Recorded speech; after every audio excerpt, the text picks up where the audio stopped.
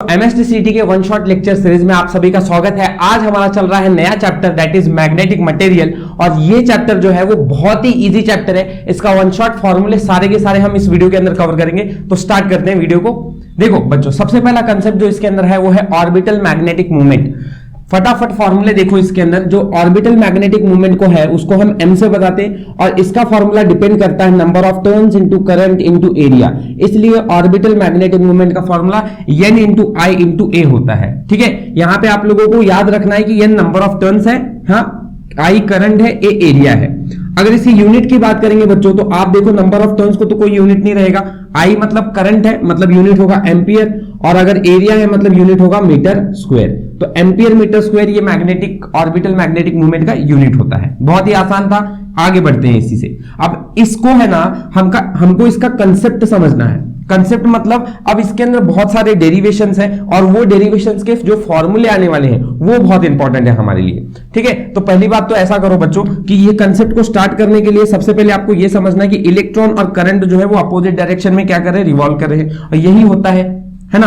अब यहां पे क्या कर रहे हैं, कुछ वेलोसिटी से ये अब एक दूसरे के साथ एक सर्कुलर मोशन कर रहे हैं। तो अगर सर्कुलर मोशन कर रहे हैं, सबसे पहली बात हम इस फॉर्मूले को, ऑर्बिटल मैग्नेटिक मूवमेंट को क्या निकलेगा वो निकालना है। मतलब क्या करना है हमें, इसकी ऑर्बिटल मैग्नेटिक मूवमेंट है ना m की, ये किस तरह से होगी वो हमें पूरा डिराइव करना है। इसके बीच में आप बहुत सारे इंपॉर्टेंट फॉर्मूला सीखोगे जो कि हम स्टार्ट करते हैं, देखते हैं।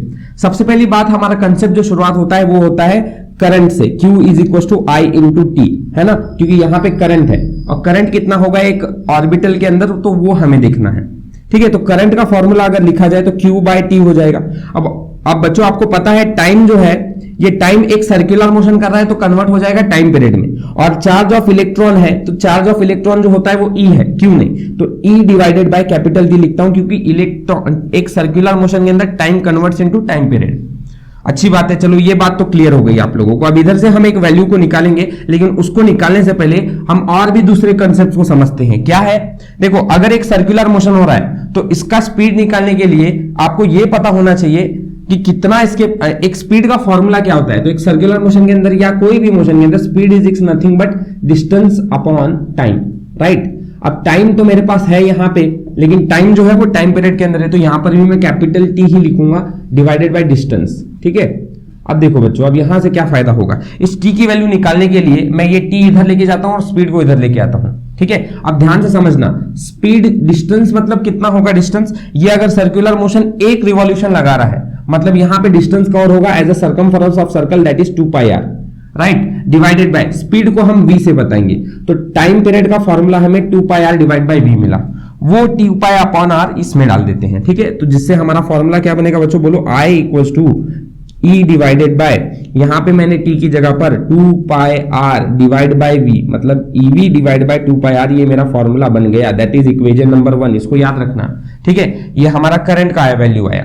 अब दूसरी इंपॉर्टेंट बात, अगर फिर से एक सर्कुलर ट्रैक में है तो बच्चों इसका एरिया कितना होगा, एरिया होगा सर पाई आर स्क्वायर। क्यों, क्योंकि एक सर्कुलर पाथ के अंदर जो एरिया कवर होता है वो पाई आर स्क्वायर रहता है। ठीक है, तो ये दोनों चीज मुझे पता चल गई बच्चों। अब मैं क्या करूंगा, इस वाले को उठाता हूं और यहां पे नंबर ऑफ टर्न्स को इग्नोर करके मैं सिर्फ करंट इंटू एरिया लेता हूं। करंट मुझे पता है क्योंकि नंबर ऑफ टर्न्स कितने होंगे वो तो आपको क्वेश्चन में दिया हुआ रहेगा। करंट कितना है आपका, EV डिवाइड बाय 2πr, है ना बच्चों, इनटू रेडियस एरिया कितना है आपका पाई आर स्क्वायर। तो बच्चों यहां से पाई से पाई कैंसिल, आर से एक आर कैंसिल, तो आपको फॉर्मूला क्या मिल रहा है, फॉर्मूला मिल रहा है EV, यहां पे एक r डिवाइड बाय 2। तो आप लोगों को ये जरूरी फॉर्मूला मिल चुका है, ठीक है, जिसको याद रखना है आपको कि मैग्नेटिक ऑर्बिटल मूवमेंट है ना वो कितना होता है एक चार्ज इलेक्ट्रॉन के अंदर, EVR डिवाइड बाय 2। ठीक है, ये आपका इंपॉर्टेंट फॉर्मूला है। देखो मैं जिसको भी स्टार करते जा रहा हूं ना, उनको याद रखना है, वो फॉर्मूलेज आप लोगों को काम पड़ने वाले हैं। ये वाला फॉर्मूला अगर करंट निकालना है तो, और ये वाला फॉर्मूला अगर ऑर्बिटल मैग्नेटिक मूवमेंट निकालना है तो। ठीक है ना, इतना समझ में आ गया। अच्छा, अच्छी बात है। अब देखो बच्चों, अब यहां से आगे हमें क्या यूजफुल है, हमने पहले एक कॉन्सेप्ट सीखा है, क्या सीखा है कि angular momentum L is equal to mvr होता है ना। यहाँ पे आपका L जो है ये क्या है आपका एंगुलर मोमेंटम, है ना। तो अगर L इक्वल टू mvr है तो I can write as L upon m is equal to vr, right ना बच्चों, ये भी लिख सकता हूं मैं। ये m इधर आ जाएगा तो vr की जगह पर हम L अपॉन m लिख सकते हैं। सही आ रहा है। अब इससे फायदा क्या होगा, तो देखो यहां पर भी वी आर दिखाई दे रहा है, जहां आपको वी आर दिखाई दे रहा है वहां पे एल अपॉन एम लिख दो। अब एल अपॉन एम इसकी जगह पर लिखता हूं बच्चों, तो एम ऑर्बिटल का फॉर्मूला जो होगा, ऑर्बिटल मतलब ये वाला, ठीक है, ऑर्बिटल का जो फॉर्मूला होगा वो E divided by 2 into V R की जगह पर ही आप एल अपॉन एम रख रहे हो, है ना, एल अपॉन एम रख रहे हो।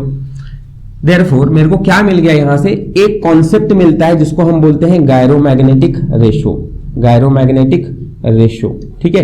ये गायरोमैग्नेटिक रेशो जो होता है, ये L को इधर लेके आओ, तो M divided by L will be equals to E divided by 2M, and this is only the concept of gyromagnetic ratio, charge of electron upon mass of electron, ठीक है। अब ये याद रखना कि ये भी एक कांस्टेंट वैल्यू, ये भी एक कांस्टेंट वैल्यू है, तो अगर आपको कोई पूछे कि कांस्टेंट की वैल्यू, गायरोमैग्नेटिक रेशो की वैल्यू कितनी आती है, तो it is nothing but 8.8 into 10 to the power 10, और चार्ज है मतलब कूलम डिवाइडेड बाय मास है मतलब केजी, तो ये वैल्यू होती है आपकी गायरोमैग्नेटिक रेशो की। इसको भी याद रख लो, एग्जाम में ऐसे ही पूछा जा सकता है, ठीक है। इस रिलेशन को भी याद रखो, gyromagnetic ratio is orbital magnetic moment upon angular momentum, ठीक है। तो ये बातें आप लोगों की क्लियर हो गई। तीसरा ये इंपॉर्टेंट फॉर्मूला मैं आपको याद करने को बोल रहा हूं। आगे बढ़ो, आगे इसके बाद अगर आप वापस से इस डेरिवेशन पे बढ़ोगे, ठीक है, तो इस डेरिवेशन पे बढ़ते समय यहां पे आपको फिर से m equals to E divided by 2m लिखकर, L मतलब क्या होता है बच्चों, L मतलब एंगुलर मोमेंटम है, एंड आप लोगों ने बोर का सेकंड पोस्टुलेट पढ़ा था, उसमें एंगुलर मोमेंटम को जो बोला था बोर ने, वो बोला था it is integral multiple of h upon 2π, लिखा था कि नहीं, यस। तो अब यहां पर आप यूज करोगे E divided by 2m into L की जगह पर NH upon 2π, right, and therefore इस फॉर्मूले के हिसाब से m का फॉर्मूला आपका मिलेगा, that is NEH divided by 4πm, right. और यहां पे आप लोगों को ये चीज समझनी बहुत जरूरी है, EH is Planck's constant, E charge of electron है, 4π और m ये सब के सब कांस्टेंट है, मतलब यहां पे जो m है वो डायरेक्टली प्रोपोर्शनल है प्रिंसिपल क्वांटम नंबर से, m जो है वो डायरेक्टली प्रोपोर्शनल किससे है, प्रिंसिपल क्वांटम नंबर से, ठीक है। और ये जो वैल्यूज है आप लोगों की, इसको हम बोलते हैं किसको बच्चों, यहां पे लिखता हूं मैं, ठीक है, यहां ध्यान दो, यहां पे मैं लिखता हूं कि ये जो E डिवाइडेड बाय 4πm है, इसको हम एक कांस्टेंट की तरह बोलते हैं, और ये होता है बोहर मैग्नेटॉन। क्या होता है, बोहर मैग्नेटॉन, है ना। और इसकी वैल्यू भी आप लोगों को याद रखनी पड़ेगी कि बोहर मैग्नेटॉन की वैल्यू कितनी होती है, इट इज, अगर इसको निकालने को बोलेंगे तो 9.2 into 10 to the power -24 something, इतना आपकी वैल्यू होती है, 9.274, 274 इंटू 10 टू द पावर -24, ये वैल्यू होती है आपकी बोहर मैग्नेटॉन की। तो जितने भी मैं यहाँ पे आपको कांस्टेंट बताते चल रहा हूं और उनकी वैल्यूज बताते चल रहा हूं, उसको नोट करते हुए चलो, और उस नोट के साथ साथ ये भी याद रखो किसके लिए वो वैल्यू बोली गई है, इसको E/2m को बोली गई है, इसको EH अपॉन 4πm को बोली है। तो ये सारी चीजें आप लोगों को याद रखना है, यही आप लोगों का मेन कंसेप्ट यहाँ पर है कि अलग अलग फॉर्मूले ही सीईटी में इस ऑर्बिटल मैग्नेटिक मूवमेंट में पूछते हैं, कंसेप्ट पूछते हैं, तो इतना सब पता होना चाहिए। चलिए नेक्स्ट बच्चों आगे बढ़ते हैं, कॉन्सेप्ट 2 जो है इसके अंदर, अब यहां से आगे बहुत ही आसान कॉन्सेप्ट है, सारे फॉर्मूलाज हैं, देखो कैसे करना है। पहले तो मैग्नेटाइजेशन, मैग्नेटाइजेशन को हम mz से बताते हैं, ये बात ध्यान में रखना, and magnetization is nothing but magnetic dipole movement, ठीक है, net magnetic movement, orbital magnetic movement divide by volume, ठीक है, orbital magnetic movement divide by volume. अब ये बात ध्यान में रखना, यहां मैं मैग्नेटाइजेशन को mz से बता रहा हूं, ये अलग है, और मैग्नेटिक ऑर्बिटल मैग्नेटिक मूवमेंट को mnet से बताया जा रहा है, ठीक है, दोनों में फर्क है, और डिवाइड बाय वॉल्यूम। तो बच्चों अगर आप इसका यूनिट देखोगे तो ऑर्बिटल मैग्नेटिक मूवमेंट का यूनिट तो आपको पता है एम्पियर मीटर स्क्वायर होता है, डिवाइडेड बाय वॉल्यूम का यूनिट मीटर क्यूब होता है। तो अगर आप इसको सिंप्लीफाई करोगे तो आपको यूनिट मिलेगा एम्पियर पर मीटर, राइट। तो ये एक बात याद रखना, मैग्नेटाइजेशन का यूनिट एम्पियर पर मीटर होता है और ये इसका फॉर्मूला है।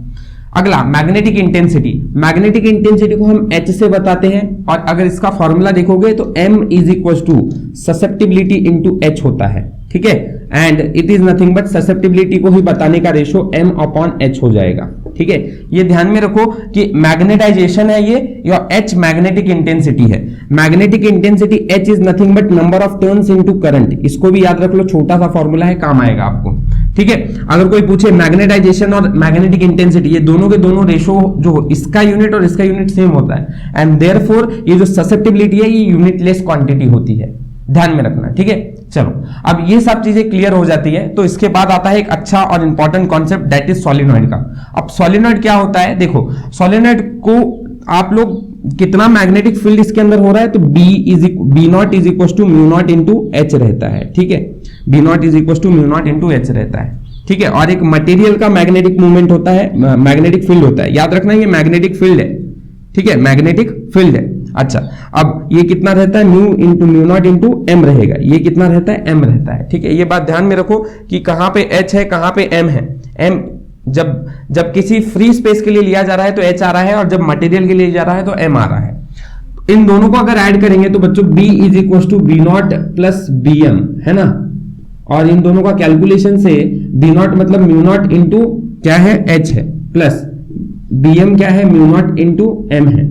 अब आपको पता है बच्चों ये mu naught into H is number of turns into current, ठीक है, कोई बात नहीं। यहां पे दोनों तरफ से आप म्यू नॉट को कॉमन लो, म्यू नॉट को कॉमन लो, यहां क्या बचेगा, एच प्लस। बच्चों मुझे बताओ, अगर आपका m का फॉर्मूला खाई इंटू एच है तो यहां पे मैं लिख सकता हूं ससेप्टिबिलिटी इंटू एच। इससे फायदा क्या होगा, तो यहां से दोनों में से कॉमन h बाहर आ जाएगा, तो बचेगा ब्रैकेट में 1 प्लस ससेप्टिबिलिटी। ये आ गया आपका b का फॉर्मूला, ठीक है। अब b का फॉर्मूला ये है, यहां पे एक बात ध्यान रख करना, mu relative permeability is nothing but 1 plus susceptibility. ये क्या होता है आपका रिलेटिव परमेबिलिटी, रिलेटिव परमेबिलिटी, ये क्या होता है 1 प्लस ससेप्टिबिलिटी। ये बात ध्यान में रखें अच्छी तरह से। तो आप लोग यहां पर एक और कॉन्सेप्ट समझ रहे हो कि B is equal to mu not into, इसकी जगह पर म्यू आर लिख सकता हूं, इंटू एच लिख सकता हूं ना बच्चों। तो आपके पास एक और फॉर्मूला बन जाता है, that is B is equal to mu not into mu R into H, right. And therefore यहां से mu not into mu R क्या होता है बच्चों, ये होता है आपका actual permeability, that is mu. तो I can also write as mu not into mu R की जगह पर mu, therefore B is equal to mu into H, ये आपका फॉर्मूला क्रिएट हो जाएगा, ध्यान में रखना, ठीक है। तो ये अलग अलग फॉर्मूलेस थे जो आपको याद रखना था। पहला एक ये, दूसरा ये, तीसरा आपको ये भी याद रखना है, चौथा ये भी याद रखना है, और पांचवा जो आप लोगों को निकालना था, है ना। तो यही सब चीजें कराने के लिए आप लोगों को फॉर्मूलेस दिए गए हैं। अब बात समझना ध्यान से कि ये जो बीच बीच के कंसेप्ट दिख रहे हैं ना, इसी पे फॉर्मूले, इसी पे कॉन्सेप्ट आपके रहते हैं सीईटी में, ठीक है। तो ये सब बता दिया आप लोगों को। अगला आप लोगों का कॉन्सेप्ट जो है वो है change, percentage change in magnetic field. और बहुत ही आसान बच्चों, ये सवाल आप लोगों को बहुत कम मिलता है सीईटी के अंदर, लेकिन अगर मिल गया तो आराम से इस क्वेश्चन को सॉल्व कर सकते हो। मैं ये फॉर्मूला आपको बता देता हूं, डायरेक्ट आपका आंसर आ जाएगा, ठीक है। तो आपका परसेंटेज चेंज निकालने के लिए आप लोगों को change B minus B naught upon B naught, इसकी वैल्यू आपको निकालने को बोलेंगे, ठीक है। तो आपको क्वेश्चन में देखना है क्या मुझे वहां ससेप्टिबिलिटी दी है, ससेप्टिबिलिटी दी है, उसको 100 से मल्टीप्लाई करोगे तो आपका आंसर वहीं पे आ जाएगा, खत्म। इतना सा ही काम करना है, ठीक है। तो इसके बाद में हम देखेंगे क्वेश्चंस इस पे कैसे पूछे गए हैं, तो आपको और क्लियर आइडिया आएगा। इधर थोड़े बहुत और कंसेप्ट्स रह गए हैं। कौन से कंसेप्ट रहे हैं, तो देखो यहां पर आप लोगों का जो क्यूरी टेम्परेचर है, ठीक है, क्यूरी टेम्परेचर, उसमें क्या बताया गया है कि आपका ससेप्टिबिलिटी जो होता है वो इनवर्सली प्रोपोर्शनल है टेम्परेचर से, ठीक है। ये कंसेप्ट आपको पता होना चाहिए। दूसरा, मैग्नेटिक फील्ड जो रहता है, मैग्नेटिक फील्ड, ये इसका फॉर्मूला क्या होता है आपका, मैग्नेटिक फील्ड को हम बी से बताते हैं, and B is nothing but flux for unit area, कितना फ्लो हो रहा है, तो इसलिए इसका यूनिट होता है वेबर पर मीटर स्क्वायर, और इसी को ही हम क्या बोलते हैं, टेस्ला भी बोलते हैं, ये ध्यान में रखें, ठीक है। इतनी सारी सब बातें जो आप लोगों को बताई गई है, अच्छी तरह से नोट करते हुए चलो। ये सब चीजें आप लोगों को काम करने वाले हैं, सॉल्व करने में प्रॉब्लम, ठीक है। एक और कॉन्सेप्ट रहता है जो आप क्लास 11th में सीख रहे रहते हो मैग्नेटिक मटेरियल के, and that is magnetic length, ठीक है। Magnetic length is equals to, magnetic length equals to 5/6 into geometric length, ठीक है। ये फॉर्मूला भी याद रख लो। बाय चांस क्वेश्चन आ गया तो आप लोगों को सॉल्व करना आना चाहिए कि magnetic length is 5/6 times of geometric length. ये पूछेंगे तो ये इसको उधर लेके आ जाना, ठीक है। चलो, तो आई होप सो ये कंसेप्ट आप लोगों के क्लियर हो गए होंगे। One shot video lecture magnetic material का बहुत ही अच्छा आसानी से हमने खत्म कर लिया है। चलो मिलते हैं अपने नेक्स्ट वीडियो के अंदर। Thank you for watching.